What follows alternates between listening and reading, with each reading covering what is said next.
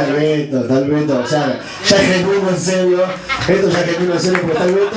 Zoológico. Están los compañeros del zoológico, no me quiero olvidar, allá está la compañera Indira, como siempre.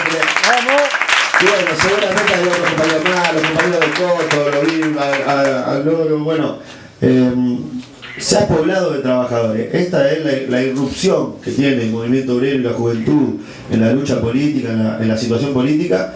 La vemos concretamente acá en el local con los compañeros que acercaron, así que son todos muy bienvenidos y le damos la palabra al compañero Altamira. Los chicos de Patronal. En segundo lugar, observé en esta intervención de Fede que aparece muchas veces la palabra expansionismo. Y por primera vez vi que, no creo que sea la primera vez, pero una vez más, pocas veces, vi que la palabra expansionismo puede tener un carácter revolucionario. Es decir, que se expanden a Chacarita, se expanden a Palermo, se expanden para acá, para allá. Ese es un expansionismo absolutamente positivo. Bueno, supongo que me van a escuchar con extrema serenidad, porque han comido, han calmado las ansiedades, y quisiera, en particular después de lo que dijo Fede sobre el numeroso grupo de círculo de trabajadores que han organizado, quisiera empezar con una reflexión sobre lo ocurrido con esta ley antidespidos. El relato en general oficial es que había un proyecto de ley antidespidos que dificultaba o podía hasta impedir que se produjeran los despidos. El Congreso argentino estuvo de acuerdo y un ejecutivo malo lo vetó. Y como consecuencia de esto, del veto del ejecutivo malo, hemos quedado desamparados. Si nosotros no discernimos lo que realmente ocurrió, no vamos a entender por qué después que el ejecutivo malo vetó una ley aprobada por el Congreso argentino, ni el Congreso argentino, ni los sindicatos, ni nadie movió un dedo contra el veto. Es una reflexión importante en el siguiente sentido. Este proyecto de ley antidespidos, con independencia de sus cláusulas, no fue otra cosa que una maniobra política, en particular de la burocracia de los sindicatos, acompañada por los partidos patronales, para sacar el tema de los despidos de la lucha del movimiento obrero. Y financieramente a la Argentina, para responder a los intereses del capital financiero. Y el interés del capital financiero es tener libertad para despedir, porque sin libertad para despedir no tienen el método de coacción que fuerza al trabajador a aceptar salarios más bajos o aceptar condiciones laborales crecientemente negativas, incremento del ritmo de producción, del ritmo de trabajo, alargamiento de las jornadas laborales, etcétera, etcétera, etcétera. De un modo general, la izquierda argentina, que tenía que haber asumido la responsabilidad de clarificar este tipo de maniobras, se ha sumado a un apoyo al dictamen del oficialismo. El Partido Obrero presentó otro dictamen, absolutamente propio. Pero estuvo ausente la denuncia de la propia maniobra parlamentaria, dictamen más o dictamen menos. Por otro lado, ¿qué decía el dictamen? El dictamen decía que si te despiden tenés doble indemnización. Y eso no es una medida antidespido, sino que es una medida de despido. Primero porque la indemnización ya figura en el sistema laboral argentino, y después con toda la desvalorización que ha sufrido el salario, como la indemnización es un cálculo de años trabajados sobre el salario, ya hoy la indemnización no representa lo que representaba un tiempo atrás. De esta manera, la burocracia sindical ha actuado con una perfidia fenomenal y ha puesto de manifiesto sus propios intereses económicos.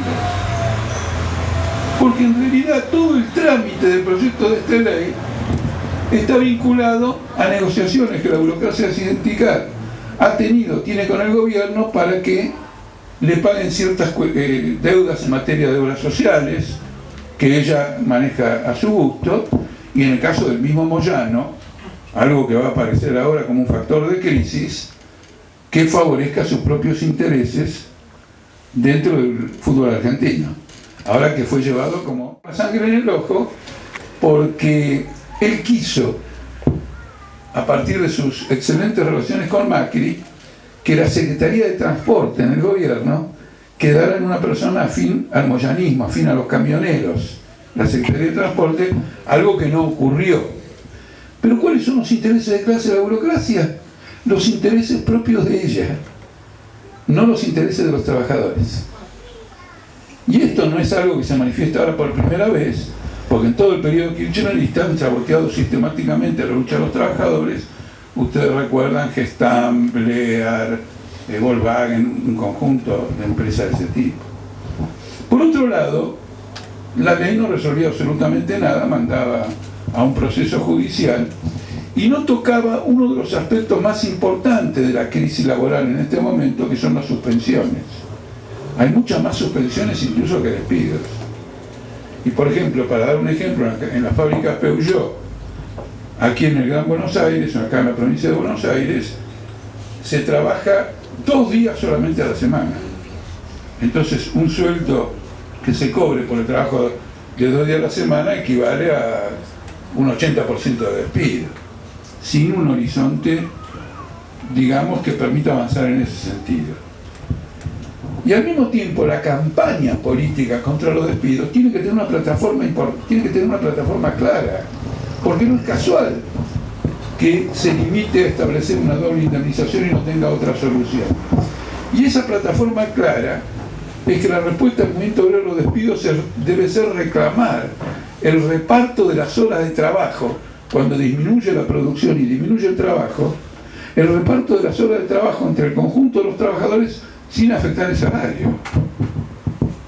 Porque cuando nosotros decimos que la crisis la paguen los capitalistas, lo que queremos decir es que el costo de esa crisis recaiga sobre las espaldas más fuertes de los capitalistas y no sobre las espaldas más débiles de los trabajadores. Y permítanme decirles que hay mucha gente que encuentra medio vulgar la expresión que la crisis la paguen los capitalistas, pero no cabe ninguna duda que estamos en medio de una crisis feroz que la están pagando los obreros, que la están pagando los trabajadores, y eso parece que no fuera una vulgaridad literaria, ¿no es cierto? Y no fuera, digamos, una manifestación de gran explotación social. Entonces quería esclarecer este punto, porque nosotros somos un partido que está en el Parlamento, somos un partido que está en la legislatura, somos un partido que está en el Congreso. Eso no significa que se nos deba confundir como un partido parlamentario, que en lugar de armar a los trabajadores en la defensa por ellos mismos y en la participación de las organizaciones de los trabajadores en la defensa de los trabajadores, digamos, no, quédense tranquilos que nosotros estamos asumiendo una representación que se va a resolver el problema en el ámbito parlamentario. Cuando vivimos en una democracia y las instituciones como el Parlamento y la justicia son tan relevantes y ninguna fuerza política puede abstenerse de intervenir en el Parlamento y la justicia si quiere tener relevancia política, cuando esto ocurre es cuando más un partido socialista y un partido de izquierda debe demostrar las limitaciones, la hipocresía, el engaño, las dilaciones, las maniobras y los perjuicios del régimen político en el cual nosotros mismos estamos actuando. Esa es una idea fundamental para que se entienda la estrategia del Partido Obrero. Son todos ámbitos en los que nos debe guiar y nos guía una sola idea: la emancipación de los trabajadores es obra de los trabajadores mismos, de su organización, de su trabajo, y nadie lo va a sustituir. Y vamos al Parlamento a decir eso, y vamos al Parlamento a denunciar la ley antidespido como una maniobra para sustituir la lucha del trabajador por la maniobra de tipo parlamentaria. Esto explica algo que de otro modo sería un misterio. ¿Por qué nadie reaccionó con el veto, contra el veto? Tendría que haber habido una huelga general. No puede haber una huelga general porque todo el sentido de llevar la cosa al Parlamento es que no haya una lucha. Entonces lo que más que advierte es que la oposición y los dirigentes sindicales han entregado la causa antes del veto. El veto no lo dictó Macri, el veto lo dictaron los partidos opositores, el Frente para la Victoria y todo lo demás, que llevaron a un callejón sin salida la lucha contra los despidos. Una vez que el veto a que luche el trabajador, una vez que el veto a esa lucha para ser reemplazado por el parlamentarismo quedó de manifiesto, Macri dijo, bueno, puedo dictar el veto. El veto ya está en la realidad. Yo lo que voy a hacer es firmar el decreto señalando el veto. Si hubiera sido al revés, que el veto no estaba en la realidad y él firma el veto, hay una huelga general. Y ahora no hay una huelga general. Al revés, la expectativa de esa huelga quedó disipada en un mes de desgaste y todo el mundo hablando de despidos mientras las patronales despedían. Porque estos compañeros de la fábrica textil que se mencionó aquí, que han sido despedidos y están defendiendo su puesto de trabajo con tanta tenacidad, mientras ellos hacían esto, los demás estaban conversando, digamos, sobre una ley. Y nadie estaba ahí, de ellos, ni de los sindicatos, poniendo el hombro para impedir ese despido o para concretar la reincorporación. Quiero decir algo más.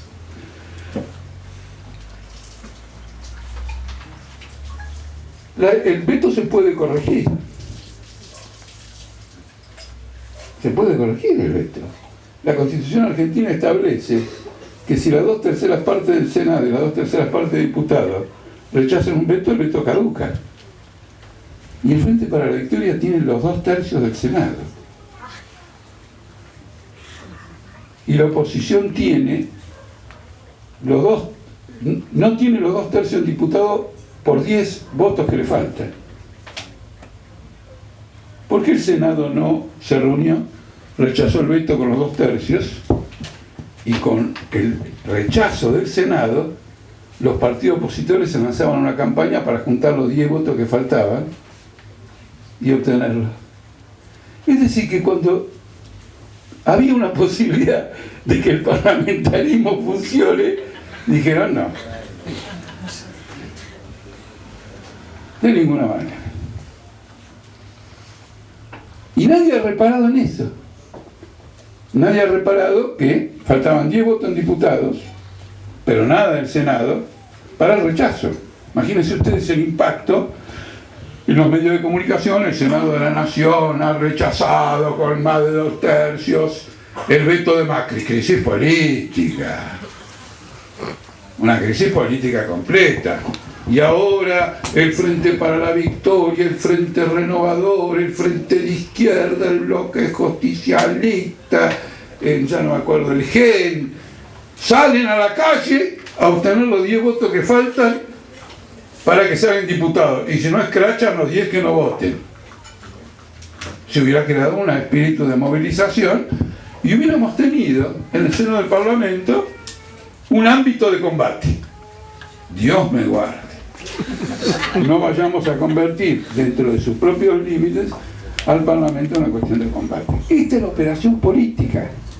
Es decir, esto es la complementariedad entre esta oposición y el oficialismo. Por eso ellos todos mismos votaron el pago de los fondos buitres. No pueden patear el tablero después de haber jugado al compromiso de votar una ley que endeuda a Argentina en 16.000 millones de dólares y por lo tanto se trata de la operación de deuda más importante de la historia de los países emergentes. Es decir, nosotros ya somos un país histórico para nuestro ego nacional. En su momento hicimos el default más grande de la historia y ahora tenemos el endeudamiento más grande de la historia y así vamos haciendo historia. En contra de los mejores intereses de los trabajadores y del pueblo argentino. Esta es una conclusión fundamental. Y de acá sale también una conclusión, que es pertinente con lo que está ocurriendo acá en la comuna. Porque ustedes observen que en contraste con este desarrollo, hay peleas en todos lados. Los trabajadores que no tienen empleo o que están en planes de trabajo están movilizados porque no se les ha actualizado el haber que tienen que cobrar. Hay paros en distintas empresas, acá hay luchas, ha habido reincorporaciones en numerosos lugares.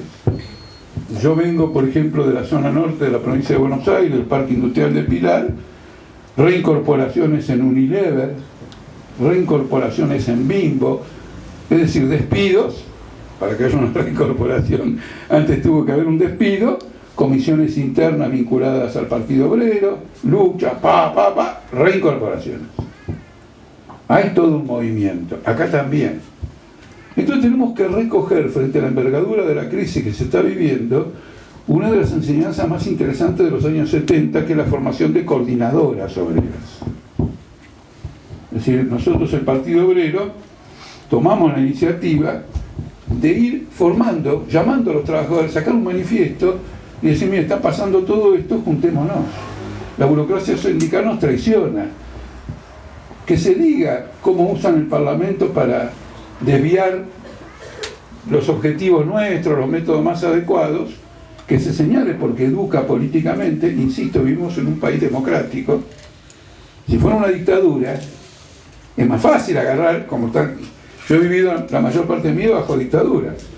No tenía que dar tantas explicaciones para plantear un esquema de lucha.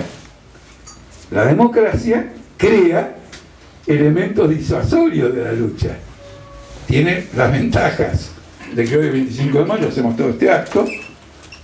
Bajo una dictadura eso no lo podemos hacer, pero la finalidad, la función política de ese régimen es distraer de ese modo al trabajador. Tiene todos estos factores, explicarlo eso en un manifiesto y llamar a formar coordinadoras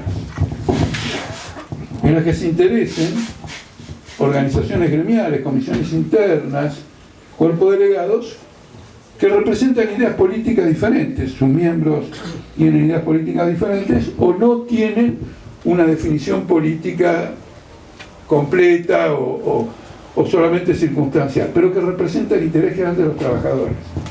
Y no tenemos que esperar que se produzca una lucha, sino que tiene que haber una propaganda explicando la conveniencia y la necesidad de actuar de esta manera y con un programa que diga que si hay una inflación elevada, los salarios se ajusten por la inflación en forma automática y no que haya que esperar la fecha del convenio colectivo. Lo mismo las jubilaciones, empezando por un aumento ya mismo con las jubilaciones, y en el caso de los despidos, este tema de que se repartan las horas de trabajo sin afectar los salarios, se puede bancar. Quiero recordar, ya que estoy en la capital, que cuando yo presenté aquel proyecto de ley, y miren que es interesante que traiga a cuento esto, porque tiene más amplitud que la que inicialmente había imaginado. Cuando presenté aquel proyecto de ley, reduciendo la jornada laboral en el subte a 6 horas, ¿cuál fue la reacción de la patrona? No, si trabajan 6 horas quebramos.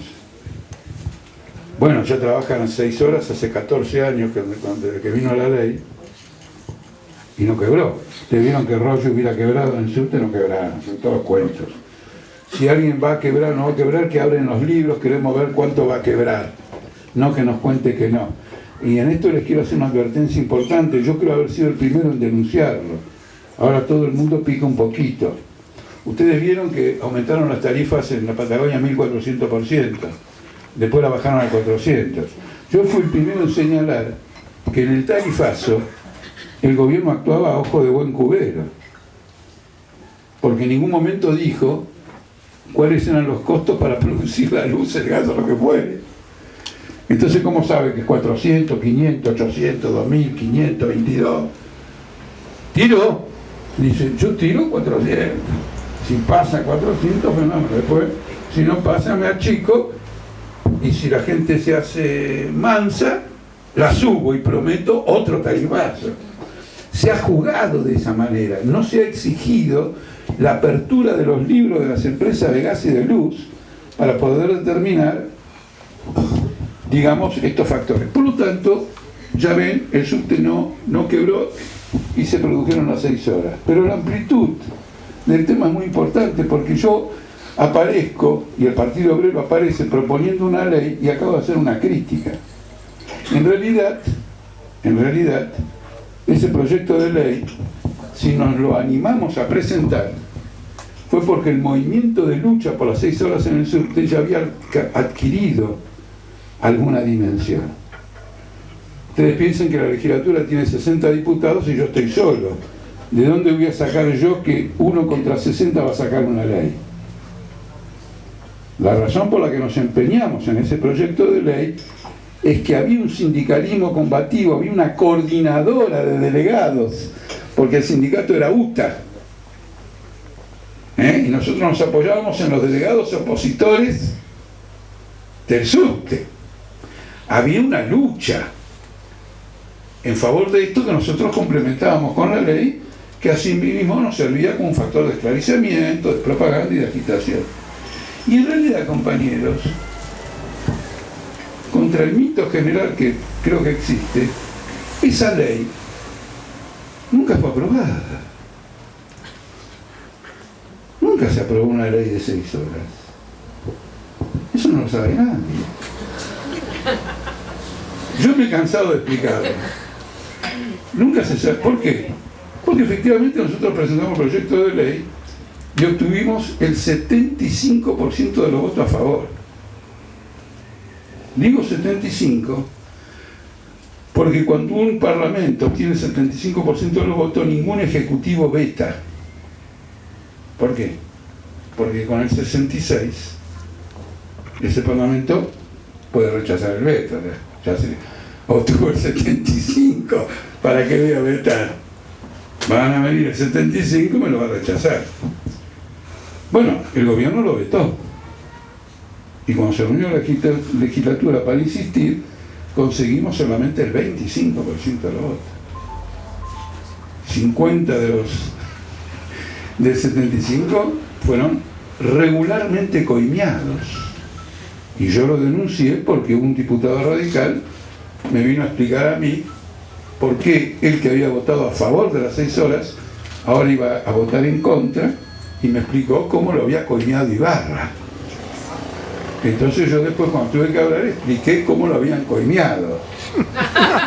Y entonces no salió la ley. ¿Pero qué ocurrió? Los trabajadores del subte se enojaron. Pero nosotros habíamos trabajado sobre la organización de los trabajadores del subte. No habíamos trabajado, miren muchachos, no se organicen, quédense tranquilos, que nosotros tenemos una labia bárbara y la ley va a salir sin lucha. Al revés. Yo recorrí por abajo todo el subte, fui a todos los talleres, me caminé abajo, hablé con todos los obreros de todas las estaciones y de todos los talleres. Fue toda una agitación. Naturalmente, cuando vetó la ley y esta gente que había votado el 75, ahora tenía el 25, huelga general. Y se paró el sistema de transporte. Y tampoco obtuvieron nada. Pero pasó un poquito más el tiempo, había elecciones en la capital y en la semana de las elecciones, nueva huelga general.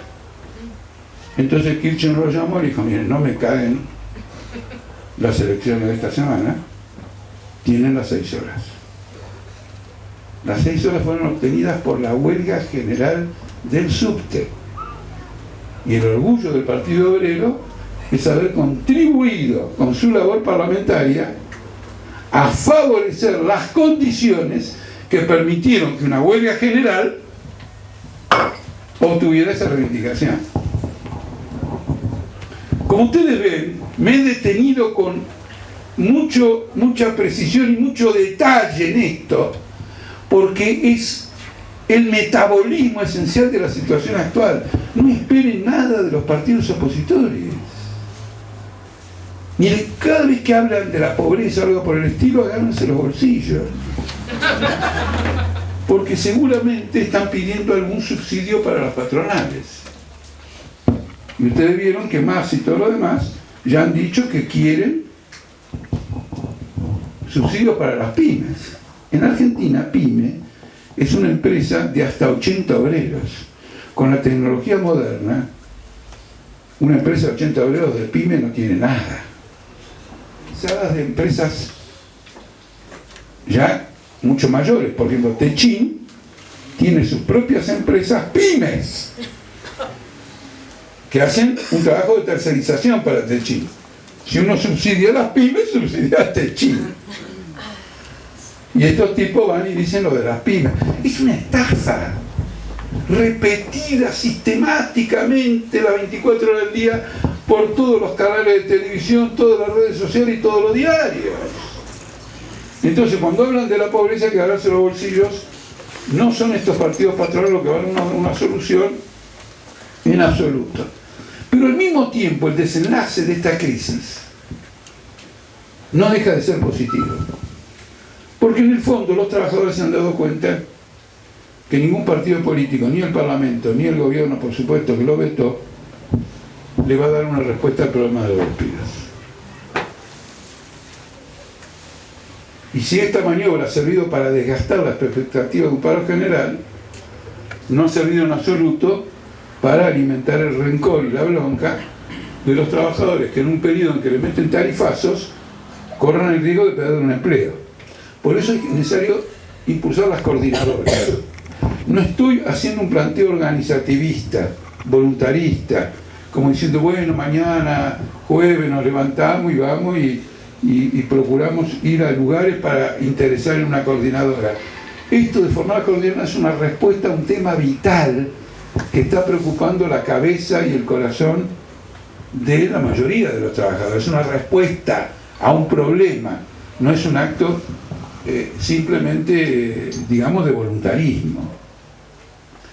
Esto nos lleva a una consideración más profunda. ¿Cuál es el alcance de la crisis que estamos viviendo? Porque uno dice, bueno, está bien. Altamira, Jorge, ha hecho una buena desenmascaramiento de la podredumbre del parlamentarismo, de cómo está a espaldas de los trabajadores. Pero en el fondo el problema como tal, el problema social, la pobreza, los despidos, la desocupación, es episódico. Argentina va para arriba, y si no es por el esfuerzo de los propios argentinos, por lo menos siempre podemos contar con el esfuerzo de los extranjeros. Entonces nosotros no haremos absolutamente nada, pero lloverán dólares de gente benefactora que vendrán más a la Argentina a reactivar puestos de trabajo, etc. Es decir, que nos coloca ante la pregunta de si estamos ante un fenómeno episódico o una crisis de largo aliento. Y estamos ante una crisis de largo aliento. El gobierno mismo, cuando se le pregunta, ¿y usted qué basa la idea de que va a venir capital extranjero para reactivar la economía? Dice que es en que nosotros damos confianza. Bueno, cagamos. Quiero decir, la palabra confianza acá tiene un significado mayor. Confianza quiere decir que no va a haber huelgas, que la Bullrich va a poder hacer su sueño de piba, que es establecer las brigadas antipiquetes, ¿no es cierto? Reprimir el movimiento obrero. Confianza significa tocar un tema que es muy interesante. El otro día lo tocó Rogelio Frigerio en el programa de los Leucos. Rogelio Frigerio. Dicen, tenemos un problema grande acá para avanzar. El costo laboral argentino es internacionalmente muy alto. La gente gana mucho. Y no solo hay que contabilizar los salarios, sino la jubilación. Porque para pagar esta jubilación hay que aportar. Y las patronales aportan una barbaridad. En realidad las patronales no aportan nada. Los salarios son cada vez más bajos. Y los que bancan el sistema jubilatorio son los impuestos. Desde Martínez de Oz, que empezó a suprimir o a reducir aportes laborales, Lance se financia con los impuestos que pagamos con el IVA, con ingresos brutos, etcétera, que pagamos los trabajadores. Entonces, evidentemente, acá hay una competencia internacional por reducir el llamado costo laboral que augura muy negativamente para el movimiento obrero. Augura una pelea muy dura. Recién hablando con un compañero de esta empresa textil, él me subrayaba una cosa, y otro compañero, que no sé de qué empresa era, me señalaba el siguiente hecho: una política de intensificación enorme de los tiempos de trabajo, con el objetivo de producir más con el mismo personal o de producir lo mismo con menos personal.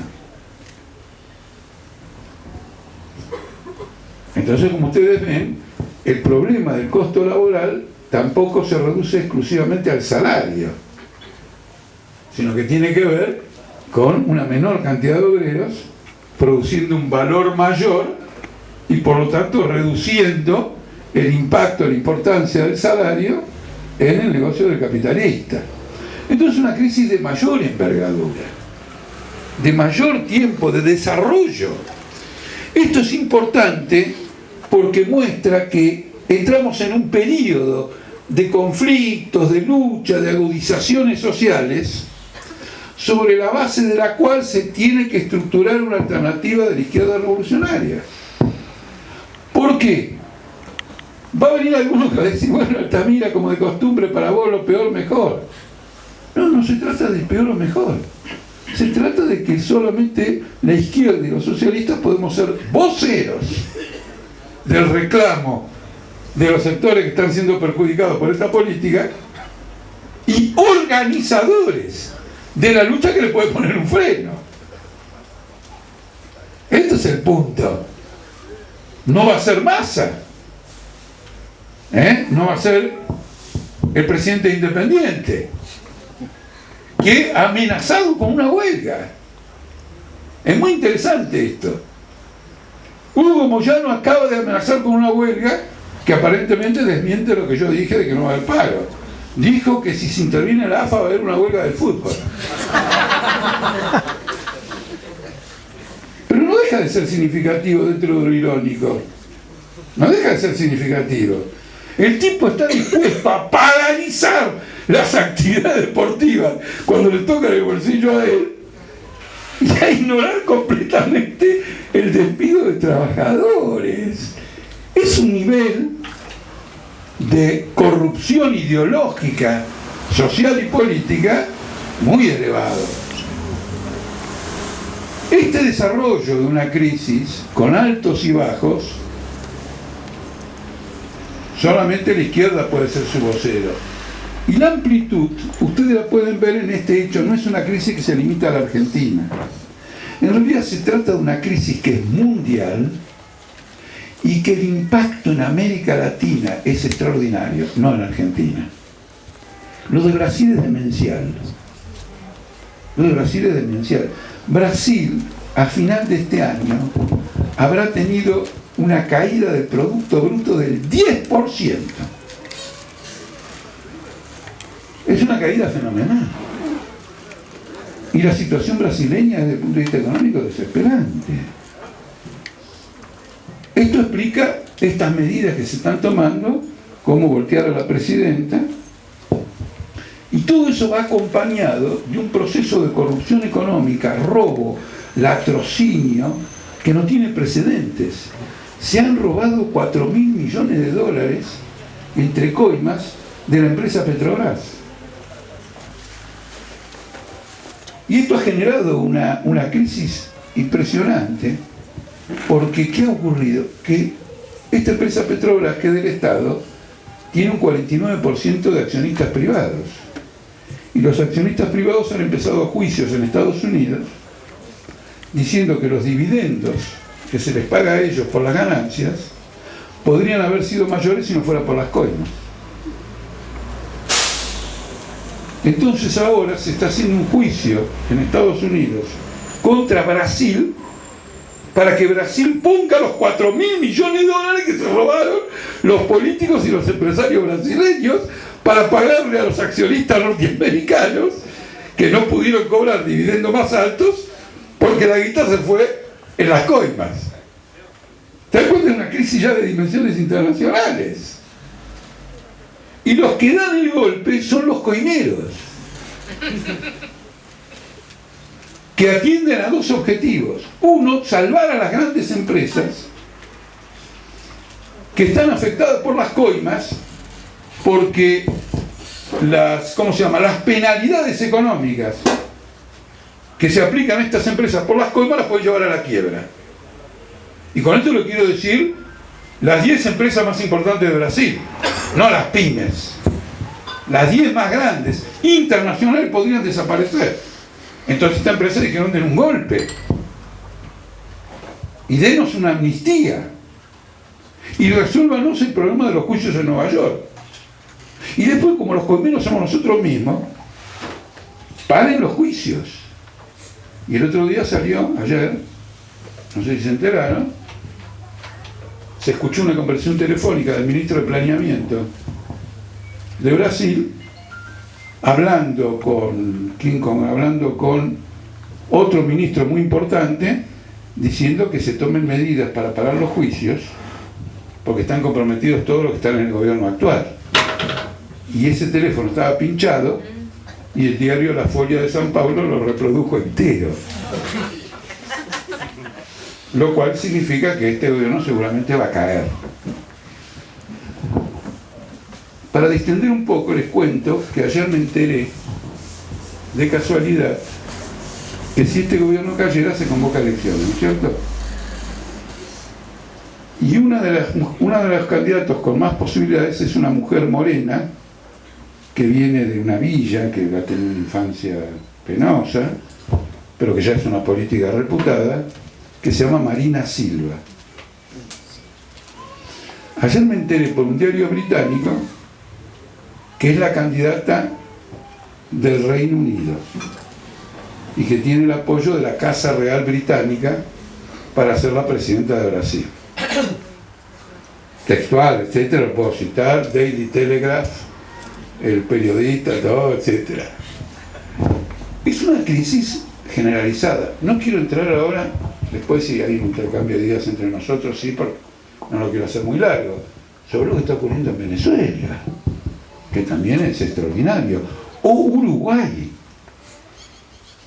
que siempre nos recuerda que es un país chiquitito, para que nadie ande mirando lo que está ocurriendo ahí, pero hay una política de ajuste que lleva adelante el Frente Amplio, como el PT. Y acá viene la última reflexión, que valoriza la construcción del Partido Obrero. Estos partidos decían: no, se puede progresar dentro del sistema capitalista, haciendo componendas con todo el mundo. Y han terminado en el lodo. Tanto el Frente Amplio como el PT, como Maduro, han terminado en el lodo. Y cuando nosotros criticábamos esta política como inviable, decían: bueno, estos muchachos trotskistas siempre tan exigentes. Me remito a cómo terminó la historia. El jefe máximo del PT, José Dirceu, tiene 74 años y le dieron 23 de cárcel por chorro. Están apelando porque dicen que para un hombre de esa edad 23 años de cárcel es una perpetua, y darle perpetua por robar les parece mucho, ¿no es cierto? Pero no lo digo con resentimiento, de alguna manera, voy a concluir. Yo sé que eso se lo merece. Cuando el gobierno de Alfonsín ordenó el encarcelamiento de todo el Comité Nacional del Partido Obrero y allanó todos los locales, poco tiempo después nosotros empezamos una campaña internacional. Y como yo era un invitado frecuente a los congresos del PT, llevé una hoja para que la firmaran los dirigentes del PT. Me acuerdo muy bien que firmó, en apoyo a nuestra campaña, Paulo Freire, un gran pedagogo brasileño, y en general los dirigentes del PT que yo conocía firmaron, etc. Uno solo no firma. Y cuando no firmó, se explicó. Dice, no sé lo que ustedes habrán hecho. Ahora le dieron 23 años de cárcel por chorro. Es decir, que el salto político, claro, el salto político total, no solo es el derrumbe de un partido, sino la moralidad de esta gente que le atribuía verosimilitud a las acusaciones que un gobierno burgués hacía contra el Partido Obrero y no al Partido Obrero, y él era el inverosímil que decía que estaba haciendo un gobierno transparente y era el gran organizador de los robos. Así que, compañeros, tenemos por delante una gran tarea, porque vivimos un periodo de crisis excepcional. Se conjugan todas las crisis. ¿Qué partido ya no gobernó la Argentina? ¿Qué corriente? Y Argentina va a una suerte de desenlace. Y la izquierda tiene que ser la protagonista más importante de ese desenlace. Fue suficiente para la exposición que acabo de hacerles y muchísimas gracias.